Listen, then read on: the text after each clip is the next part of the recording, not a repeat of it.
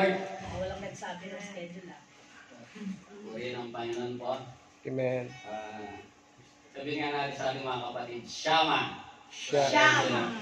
Shama, no? Oh, shalom. Shama, o Shalom, no? Shama, the Lord is there, no? Amen. So, kumusta po yung buong taon natin? Praise God po, no? 11 months na lang po. Pasko na. Pasko na naman po. 2025 po, no? Bilis na tayo. Purihin ng Diyos sa mga buhay natin, no? Tapos na naman natin ang 2023, no? Salamat sa Panginoon, no? Sa pagpapala at pagpapalo, no? Yung mga di magagandang bagay na nangyari sa 23, iwanan na natin yun. Huwag na natin balikan. Amen. At bitbitin natin yung magagandang nangyari sa ating buhay, no? Amen. Ituloy natin itong 2024. Upang lahat tayo ay mag-grow, no? Spiritual po. Amen po?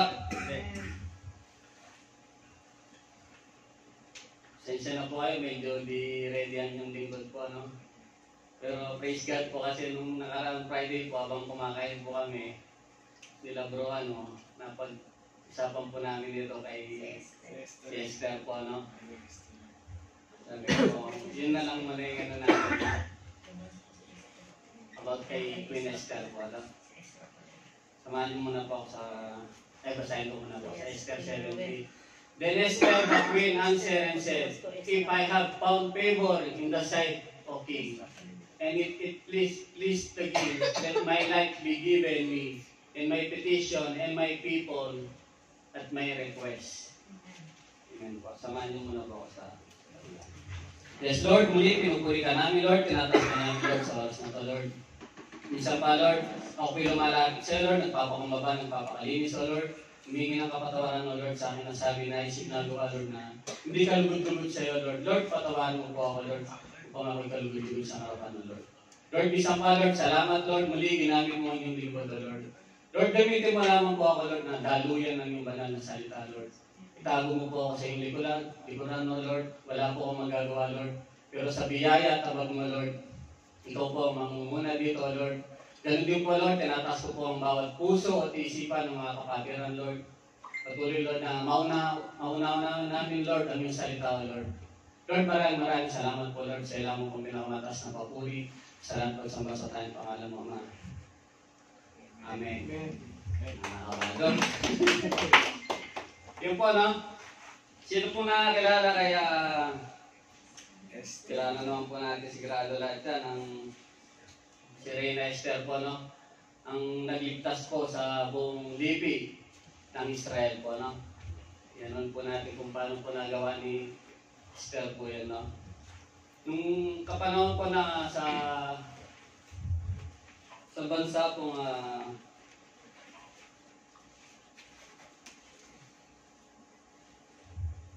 sa bansang Persia po, no, may isang hari po, no, na malaki po yung nasa sakupan niya. Kasama po itong Saudi, no, sa kanya nakasakupan, no. Kaya ubod po talaga siya ng yaman. Ganun po. Tapos nagbiroon po parang kapistahan din po yun na alas umabot po ng 180 days po. Napakatagal po, no. Tapos lahat po ng ano doon, mahirap man, mayaman, salo-salo sila doon. Nagdiriwang po doon sa kapistahan na yun.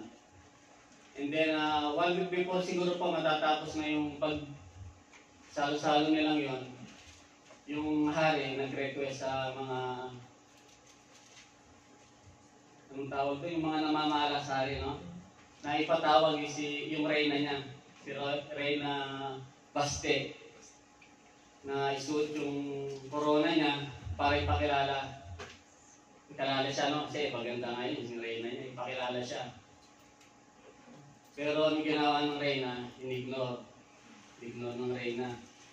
Kaya nagalit ang hari. Kaya tumulog siya sa mga kawani niya. Sabi niya,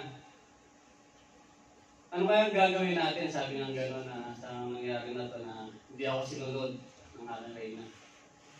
Kaya sabi ng mga kawani niya, hindi nga ako maganda yon. Kasi malalaman na ng buong sa iba-ibang lugar na pwede palang gumano parang tumanggi, decline. na pwedeng masunod yung babae, no? Nung araw pa lang pala yun, meron ng gano'n, no? May under. May under na pala, no? Asa siguro yung mga, kaya pala nung di pa ako Christian, kaya pala tawagin niyo sa may takusa, no? Takot sa mga asawa, no? Pero praise God po, ngayon naging Christian na tayo, nalaman ko na dapat ang mga babae, di ba? Wife, submit to your husband, di ba po, no? Pagpasakot tayo, no?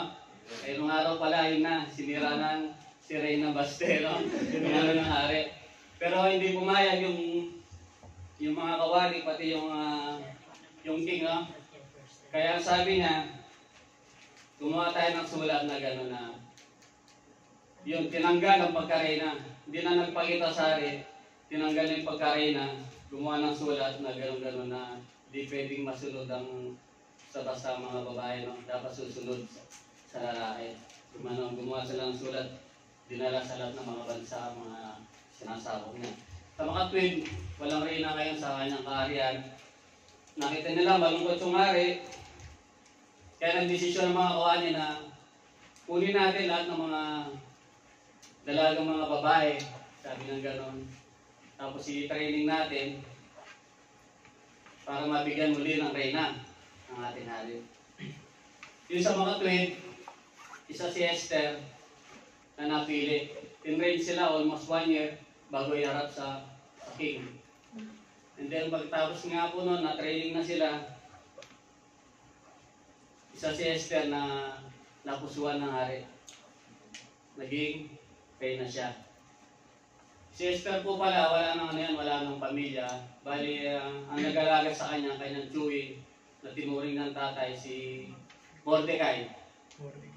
Siya ang tinuring ng tatay, si Mordecai. Tapos isa silang mga Hudyo.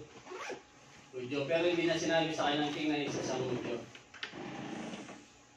Tapos po nung naging reyna na si Reyna Esther at si Mordecai, parang may narinig na pagbabanta na papatayin yung hari ng dalawang lalaki narinig.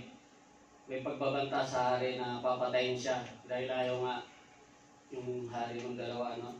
Ngayon, sinuklong ng tsuwi niya, si Mordecai, kay Reyna Esther, na may balak na pumatay sa hari, gano'n. Kaya nag-imbestiga, tapos yung nagsabi na yun, yung bumabalak, pinatay, binitay. Ngayon, parang naparangalan, may isang pinakapinuno doon na si Haman. Pinuno ng mga kawal, si Haman ng king. Eh yung si Haman na yon, talagang galit sa mga Hudyo. Panahon pa ni David, talagang magkalaban ng mortal. Ngayon nalaman niya pala na si Mordecai ay isang Hudyo. Kasi ayaw magano sa kanya eh. Yumuko. Kasi kapag nagsasalita si Haman, yung hari ng mga kawal, lahat yumuyuko sa kanya. Maliban kay Mordecai na isang Hudyo. Kaya gumawa siya ng paraan na gusto niya yung mapatay o gano'n na. Yun, nagsabi siya sa hari na may isang tao na gano'n, ayaw sumunod sa mga utos natin, gano'n, sabi gano'n sa hari. Kaya sabi ng hari, anong gusto mong gawin? Sabi gano'n, bigyan mo ako ng karapatan, parang gano'n. Kaya ginawa ng hari, yung singsing na pantatak na mga ano nila, binigay niya kay Haman. Sabi niya, tapos pinulong yung mga kapuluan, gumawa ng mga sulat. Sinabi niya pala sa hari na parang pagbibili sila, magbibigay siya ng pera sa kaban ng hari. Tapos binigay yung singsing na yun, gumawa ng mga sulat na sa isang taon, lahat ng Hudyo, papatayin nila, mapapatay. Ganon. Nung nalaman ni Mordecai yun, nagluksa siya. Nagsuot siya ng pagluksa. Ngayon, pag nakasuot ka ng palang gano'n, hindi ka pwede makapasok sa area ng gandong ka lang sa liit. Ngayon, nalaman din ng kanyang pamangkin si Esther na gano'n. Pag gano'n ang nangyari, ayun, sinabi kay Esther na pinatupad na may gumawang batas na lahat ng mga lahi natin ay papatay sa isang taon na gano'n. Lahat, mga lumalabang papatay, kukunin mga lahat ng harian, gano'n. Kaya nagano si Mordecai, sabi niya kay Esther, sabi niya, gumawa ka ng siguro kaya napunta ka dyan, di ba? Para kung para maging siya makakaligtas sa mga lipi nila. Kaya nasuggest si Esther na sinabi niya kay Mordecai sa kanyang tuwing na sige, mag-ayuno tayo. Doon na po pumasok yung prayer nila, no? Prayer and fasting.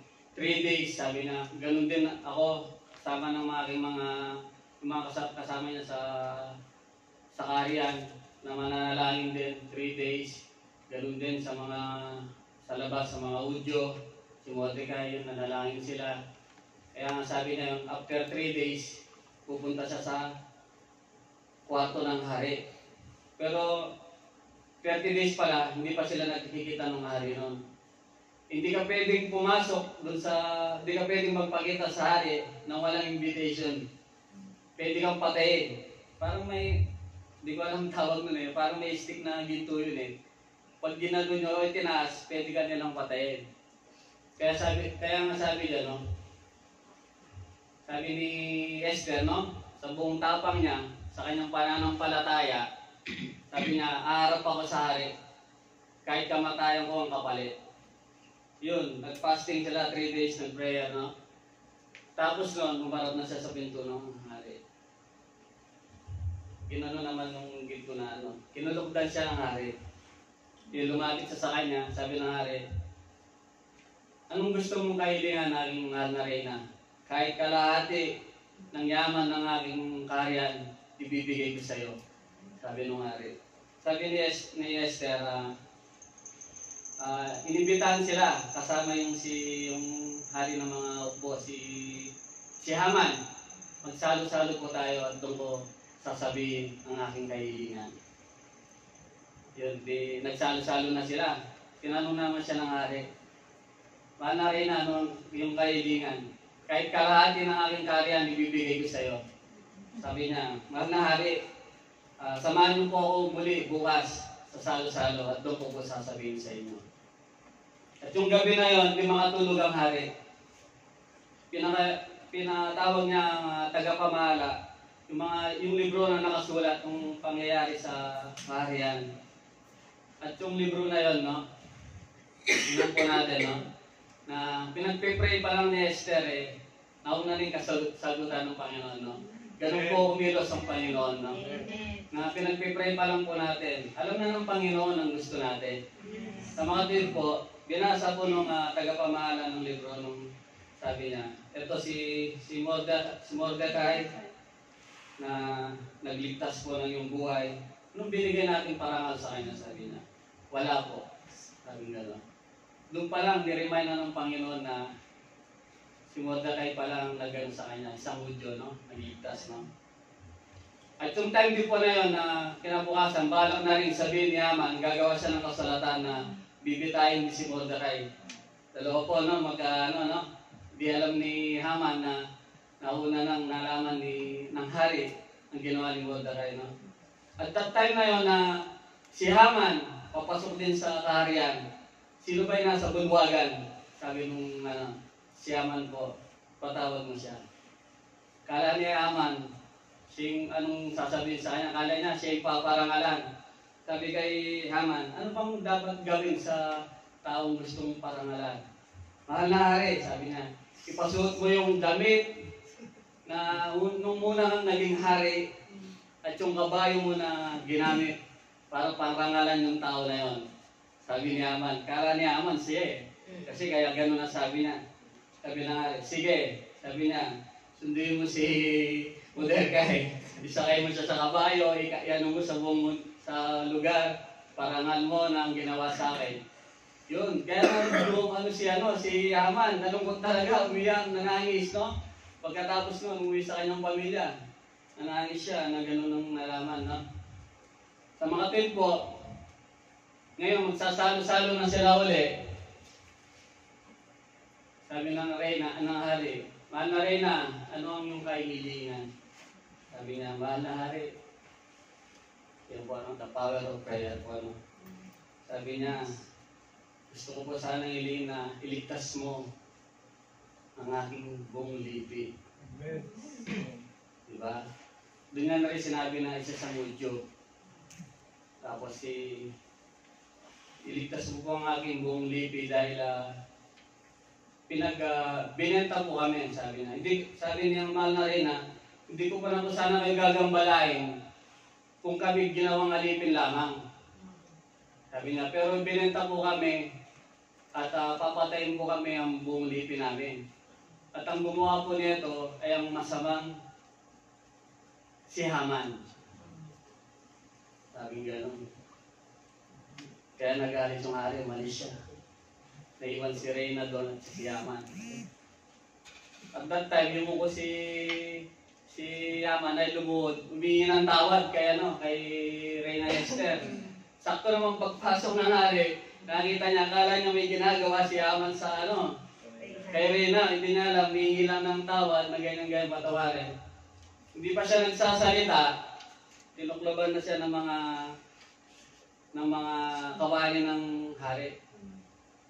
Sabi, na siya, bitayin yan. Siya gumawa ng bitay. Si Haman, para kay Mordecai. Siya yung nabitay doon. Di po ba? Napakalo po ng prayer ng Panginoon, no? Kaya sa buhay po natin, no? Na manatili po tayo, no? Sa ating mga panalangin na hindi po porket po hindi pa binibigyan ng Diyos, hindi dinidilig ang ating panalangin. Dinidilig po ng Panginoon niya, binibigyan niya lang sa tamang araw, no? Nire-ready niya pa tayo. Kasi kung binigay niya yun, at si Reyna Esther, kung hindi naging queen yun, baka talaga ubus na sila, no? Di ba? Sa tamang oras po, no? Sa paninindigan, no? Yun po ang buhay ni Reyna Esther po, no? Sa kanyang pananampalataya, sa kanyang tapang, nagawa niya pong iligtas ang kanyang lipi. Ganun po, no? Manindigan po tayo sa katotohanan, no? Sa ating po mga kapatiran, no? Parang tayo dito, no? Yung iba po sa atin, dito na tayo naging Christian, no? Manindigan din po tayo na sa katotohanan po, no? Na hindi lang tayo maliligtas. Sama po natin yung buong pamilya po natin, no? Glory to glory po, no? Sama po natin sa panalangin yan. Ako po yung lagi pong inaano sa panalangin. And glory to God po, no? Halos yung dalawa ko po kapatid, nakakilala na rin po sa Panginoon, no? Gusto ko pa po talaga yung kuya ko. Yung ate ko po, minsan nakakayo naman po. Yung nanay tatay ko, nakapag-Bible study na rin po sila. Tuwing Sabado po. Manindigan po tayo sa katotohanan po. Hindi po yung pag nandun tayo sa taas, tayo lang po yung pamilya natin, hindi natin kasama doon. Napakasakit po nun. Useless po. Para sa ating Kristiyano, kung tayo lang po nandun yung pamilya natin. Diba? Isang malaking katanungan sa atin po yan. Anong ginawa mo na nasa lupa ka? Diba? Kaya manindigan po tayo sa pamilya natin na may dala po natin sa paanan ng Panginoon po. Prayer lang po, no? Yun lamang po. Maraming salamat po. Yes, Lord. Muli ka namin, Lord. Tinataas ka namin, Lord, sa oras na to, Lord. Lord, minsan pa, Lord, salamat sa iyong salita, Lord. Salamat, Lord, na muli tinuro mo sa amin, Lord, kung paano kami manindigan sa katotohanan mo, Lord. Paano kami, Lord, na manalangin, Lord, lagi sa iyo, Lord. Patuloy, Lord, na kami yung turuan, O Lord. Patuloy, Lord, na malakaran namin ang salita, O Lord. Mahirap, Lord, pero sa iyong presensya, Lord, sa iyong biyaya, Lord, sa iyong may pag-asa, Lord, kaming makakamit sa iyo, Lord. Patuloy mo kaming gamitin, O Lord. Patuloy mo kaming turuan, Lord, sa iyong salita, O Lord. Lord, maraming salamat po sa ilang mong pagpinakamatas na papuri. Salamat sa tanging pangalan, Mama. Amen. Amen.